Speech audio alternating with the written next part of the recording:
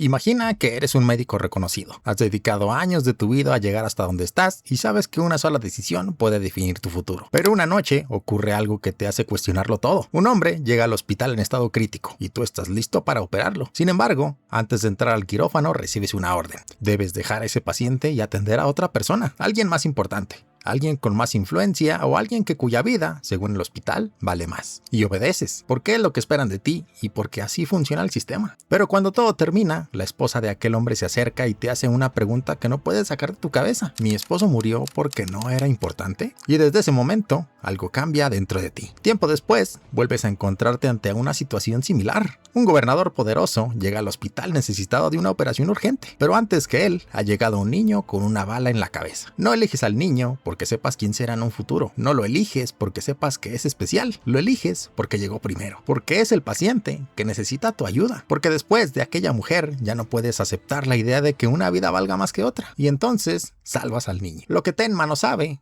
es que este niño es Johan Liebert, el hombre que terminará convirtiéndose en el centro de toda la tragedia que está por comenzar. Y aquí es donde aparece una pregunta tan incómoda como fascinante. Si una vida tiene el mismo valor que cualquier otra, ¿seguiría siendo cierto si supieras lo que esa persona hará en el futuro? Porque es muy fácil defender nuestros principios cuando las consecuencias nos favorecen. La verdadera prueba llega cuando mantener esos principios tiene un costo. Cuando hablamos de Monster, casi siempre terminamos hablando de Johan Liebert, y es normal. Estamos hablando de uno de los villanos más inquietantes que ha dado el anime. Pero mientras volví a ver la serie, me di cuenta de algo curioso, porque cuando pensaba en los momentos que más me marcaron, no pensaba en Johan, pensaba en Grimmer, pensaba en Dieter, pensaba en Nina. Pensaba en todas esas personas que, a pesar de vivir rodeadas con dolor, odio y tragedia, seguían encontrando razones para hacer lo correcto. Y entonces entendí algo. Quizás Monster no es una historia sobre un monstruo, porque sí, la serie está llena de asesinos, manipuladores y personas capaces de hacer cosas terribles, pero también está llena de personas que se niegan a convertirse en eso. Y cuanto más avanzaba la historia, más claro me parecía que Johan no era la única persona que cambiaba la vida de quienes lo rodeaban. Tenma también lo hacía. La diferencia es que mientras uno sacaba lo peor de las personas, el otro sacaba lo mejor. Y por eso creo que Monster no es una historia sobre la oscuridad, es una historia sobre esperanza. Monster es un manga de thriller psicológico escrito e ilustrado por el reconocido mangaka Naoki Urasawa. Publicado en la revista Big Coming Original entre 1994 y 2001, la obra fue recopilada en 18 volúmenes, y con el paso de los años se convirtió en uno de los mangas más aclamados de su generación. En 2004 recibió una adaptación al anime de 74 episodios producida por Madhouse y dirigida por Mayasuki Kojima. Una adaptación tan fiel y cuidada que para muchos sigue siendo una de las mejores obras de suspenso jamás realizadas en el anime. Y para entender por qué Monster transmite este mensaje, primero tenemos que hablar de su mundo. A simple vista, Monster parece un thriller de misterio, una historia de asesinatos, conspiraciones y un hombre persiguiendo a un asesino. La historia sigue al Dr. Kenzo Tenma, un brillante neurocirujano japonés que vive en Alemania y cuya vida cambia por completo cuando decide salvar la vida de un niño en lugar de seguir las órdenes del hospital. Una decisión que parece correcta, una decisión que cualquiera de nosotros esperaría de un médico, pero años después, Tenma descubre que ese niño es Johan Liebert y que al salvarlo, quizá también liberó a uno de los hombres más peligrosos que el mundo haya conocido. A partir de ahí, comienza una persecución que atraviesa ciudades, países y decenas de vidas marcadas por el dolor.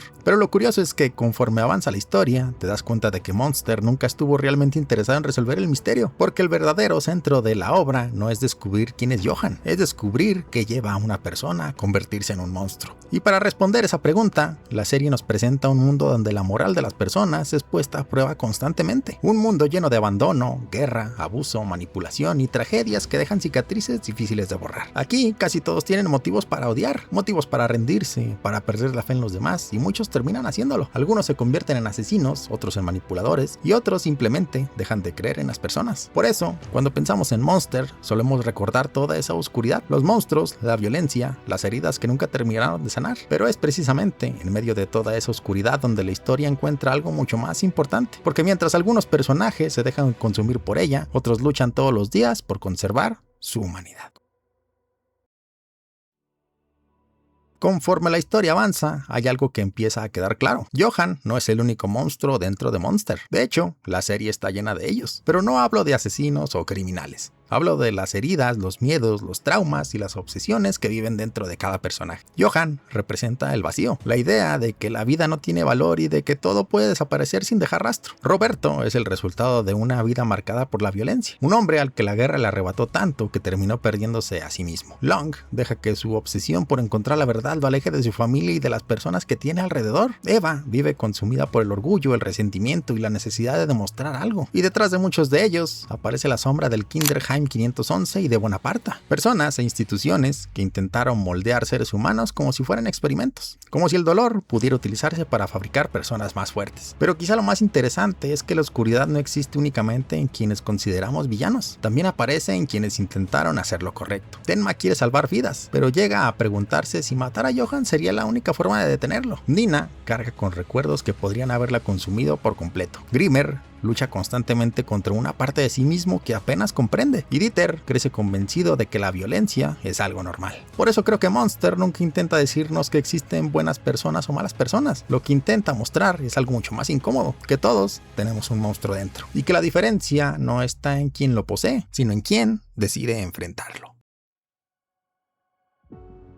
Y en este punto es donde aparece Tenma, porque después de conocer tantos personajes rotos, personas marcadas por el trauma, la violencia o la obsesión, empecé a preguntarme qué era lo que hacía tan especial a este personaje. Y la respuesta es que en realidad no tiene algo en especial. Tenma también siente miedo, también se equivoca o duda. Incluso hay momentos en los que está dispuesto a cruzar una línea que jamás imaginó cruzar. La diferencia es que una y otra vez decide volver atrás, decide seguir ayudando, decide seguir creyendo que una vida tiene valor, y eso termina afectando a quienes lo rodean. Dieter encuentra en él a alguien que le demuestra que la violencia no tiene por qué definir su vida, y Nina descubre que es posible seguir adelante sin convertirse en aquello que tanto odia. Grimmer, un hombre que pasó gran parte de su vida intentando entender sus propias emociones, encuentra en Tenma a alguien que le recuerda por qué vale la pena seguir luchando. Y lo curioso es que Tenma nunca intenta cambiar a nadie, no da grandes discursos, no convence a las personas con sus palabras, simplemente actúa de acuerdo con aquello en lo que cree. Y poco a poco eso termina dejando huella, porque si Johan tiene la capacidad de sacar lo peor de las personas, Tenma parece tener la capacidad de recordarles quiénes pueden llegar a ser.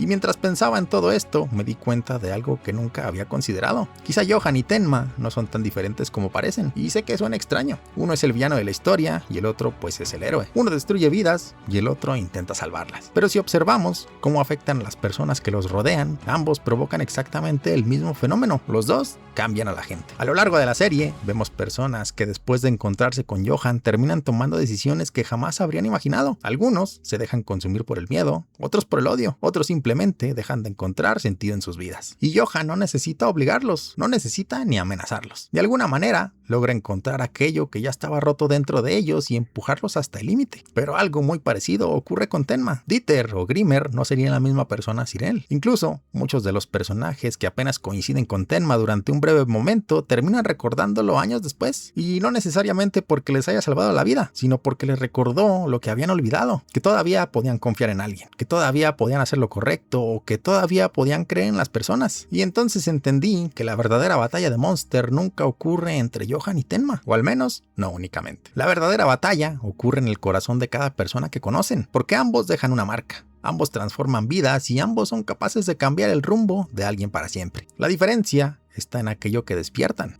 Johan alimenta las heridas y Tenma ayuda a sanarlas. Johan convence a las personas de que el mundo es un lugar vacío, y Tenma les demuestra que todavía vale la pena vivir en él. Y quizá por eso, cuando termina la serie, la sensación que deja no es la de haber visto una lucha entre el bien y el mal, es la de haber visto dos ideas enfrentándose constantemente. La desesperación contra la esperanza. Y la pregunta que Monster deja en nuestras manos es cuál de las ideas vamos a transmitir nosotros a las personas que nos rodean. Y mientras reflexionaba sobre la forma en que Johan y Tenma afectan a las personas que lo rodean, me di cuenta de que muchas de las ideas presentes en Monster tienen un sorprendente respaldo psicológico en la vida real. Por ejemplo, existe algo conocido como contagio emocional. Las emociones realmente son más contagiosas de lo que solemos imaginar. Todos hemos conocido personas que parecen transmitir tranquilidad, confianza o alegría con su sola presencia, pero también hemos conocido personas que contagian miedo, enojo o pesimismo, y es imposible no pensar en Johan y Tenma. A lo largo de la serie, ambos dejan huella en quienes lo conocen, pero en direcciones completamente distintas. Uno parece alimentar el miedo y la desesperanza, mientras que el otro inspira confianza y empatía. Y aunque en la vida real no existen personas tan extremas como ellos, la idea sigue siendo la misma. Las emociones y las actitudes de quienes nos rodean terminan influyendo en nuestra propia forma de ver el mundo. Otro concepto interesante es la llamada profecía autocumplida. La idea de que las expectativas pueden terminar convirtiéndose en realidad. Si una persona escucha durante años que no vale nada, que nunca será suficiente o que está destinada a fracasar, existe la posibilidad de que termine creyéndolo. Es algo que podemos ver en varios personajes en Monster, especialmente en aquellos que crecieron rodeados de violencia, manipulación o abandono. Pero esto también ocurre fuera de la ficción. Muchas veces las etiquetas que recibimos durante la infancia o la adolescencia terminan moldeando la forma en que nos vemos a nosotros mismos. Pero también, por suerte, existe el efecto contrario, y la psicología lo conoce como el efecto Pigmalión y plantea que las expectativas positivas también tienen poder. Cuando alguien cree en nosotros, nos trata con respeto y nos hace sentir capaces, aumentan las probabilidades de que desarrollemos confianza y demos lo mejor de nosotros mismos. Y es una idea que aparece constantemente alrededor de Tenma. Personajes como Dieter, Nina o incluso Grimmer encuentran en él alguien que los mira como personas y no como el resultado de sus errores o de su pasado. Y si lo pensamos bien, muchos de nosotros podemos recordar a alguien que hizo exactamente eso en nuestra propia vida. Quizá un maestro, un amigo o algún familiar.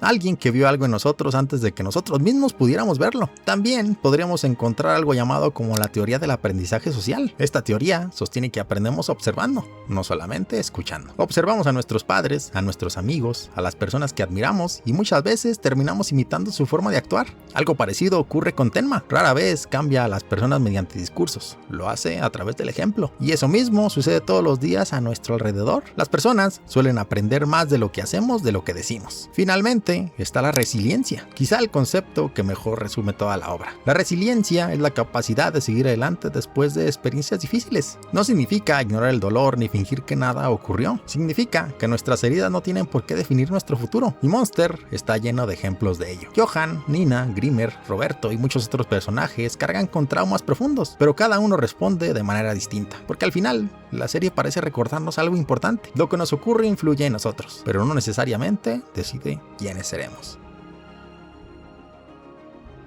Y después de todo esto, creo que la pregunta más importante que plantea Monster no es quién era el monstruo, ni siquiera si Johan nació siendo así o se convirtió en ello. La pregunta que realmente me dejó pensando es otra: ¿qué clase de persona haces que los demás quieran ser cuando están contigo? Porque si algo muestra la historia una y otra vez, es que las personas tienen un impacto enorme sobre quienes las rodean. A veces no hace falta un gran acontecimiento para cambiar la vida de alguien. A veces basta una conversación, una palabra, una actitud que se repite todos los días. Y lo curioso es que muchas veces ni siquiera somos conscientes de ello. Quizá nunca sabremos cuántas personas tomaron una decisión gracias a algo que dijimos, cuántas recuperaron la confianza después de escucharnos, o cuántas comenzaron a dudar de sí mismas por una palabra que lanzamos sin pensar, porque la influencia no siempre es evidente, muchas veces es silenciosa. Se acumula poco a poco, en pequeños gestos, en pequeñas acciones, en la forma en que tratamos a quienes nos rodean cuando nadie nos está mirando. Por eso creo que la verdadera pregunta de Monster no es si existe la maldad. Sabemos que existe, la vemos todos los días. La pregunta es qué estamos alimentando en las personas que forman parte de nuestra vida. Cuando alguien pasa tiempo con nosotros, sale sintiéndose mejor o peor consigo mismo. ¿Lo animamos a crecer o alimentamos sus inseguridades?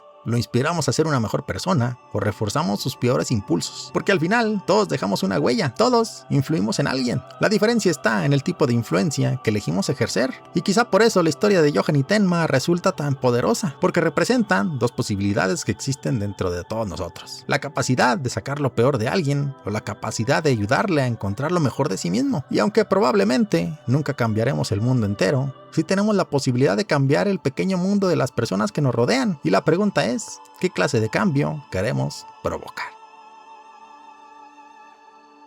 Al principio pensé que Monster era una historia sobre encontrar al monstruo, pero después entendí que quizá era una historia sobre no convertirse en uno. Y no me refiero solamente a Johan, porque después de todo lo que ocurre a lo largo de la serie, la verdadera pregunta nunca parece ser quién era el monstruo. La pregunta es qué hacemos nosotros con nuestras heridas. con nuestros miedos y con la influencia que tenemos sobre los demás. Porque todos dejamos una marca en las personas que conocemos, a veces pequeña, enorme, pero la dejamos. Y quizá por eso, después de terminar Monster, no puedo evitar preguntarme qué clase de huella dejamos en quienes nos rodean, qué sienten las personas después de pasar tiempo con nosotros, qué versión de sí mismas ayudamos a construir, porque al final, convertirse en un monstruo no siempre significa hacer algo terrible. A veces también significa convertirse en el recuerdo que alimentó los miedos de alguien, en la persona que apagó una ilusión, en quien hizo que otro dejara de creer en sí mismo. Y quizá la verdadera lección sea intentar no convertirnos en eso, intentar ser la clase de persona que ayuda a los otros a levantarse, la clase de persona que inspira confianza en lugar de miedo, esperanza en lugar de desesperación. Porque si algo me dejó esta historia es la sensación de que todos influimos en alguien, incluso cuando no nos damos cuenta. Y que tal vez una de las decisiones más importantes que tomamos cada día es elegir qué vamos a dejar en la vida de las personas que nos rodean. Y tal vez por eso este ha sido uno de los videos más difíciles que me ha tocado escribir. Porque cuanto más pensaba en Monster, más sentía que la serie se me escapaba de las manos. Como si cada respuesta abriera nuevas preguntas. Como si detrás de cada personaje hubiera algo más que todavía no terminaba de comprender. Quizá estoy buscando un mensaje que nunca estuvo allí. Quizá Naoki Urasawa simplemente quería contar un thriller extraordinario. Y honestamente, eso ya sería suficiente. Pero también creo que las grandes historias tienen algo especial. A veces terminan significando más de lo que sus propios autores imaginaron. Y quizá por eso seguimos hablando de ellas tantos años después. Porque encontramos en ellas preguntas que todavía seguimos intentando responder. Así que no sé si Monster es una historia sobre el bien y el mal. No sé si es una historia sobre el trauma, la identidad o la naturaleza humana. Y tampoco sé si esta interpretación es correcta. Lo único que sé es que después de terminarla me quedó una pregunta dando vueltas en la cabeza. Una pregunta mucho más difícil de responder que descubrir quién era el monstruo. ¿Qué clase de persona hago que los demás quieran ser cuando están conmigo? Muchas gracias por el apoyo hasta ahora. Si te gustó el video, te invito a que dejes un like, un comentario y le des al botón de suscribir para más. Al igual que Tenma, quizá no podemos cambiar el mundo, pero sí podemos decidir qué dejamos en la vida de quienes nos rodean. ¿Y de qué otro anime te gustaría un video en el cual podamos decir, y fue ahí el momento en el que el anime se volvió eterno? Hasta la próxima.